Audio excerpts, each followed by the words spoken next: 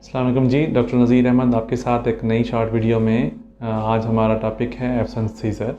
ये बीमारी बच्चों में ज़्यादातर पाई जाती है।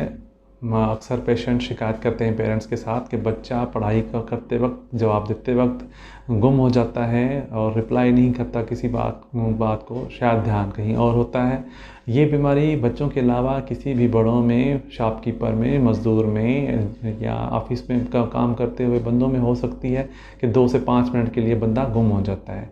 तो ये एक बीमारी का किस्म है जिसको ट्रीटमेंट के ज़रिए ठीक किया जा सकता है। मज़ीद मालूमात के लिए हमारे दिए गए नंबर पर रब्ता कर सकते हैं और ट्रीटमेंट चेकअप और विज़िट के लिए हमारे साथ व्हाट्सएप पर रब्ता कर सकते हैं। हमारी वीडियोस को लाइक करें और मज़ीद वीडियोस के लिए हमारे चैनल को सब्सक्राइब और शेयर करें। कमेंट में हमें बताएं कि हम और मज़ीद वीडियोस किन टॉपिक्स पे बना सकते हैं। शुक्रिया।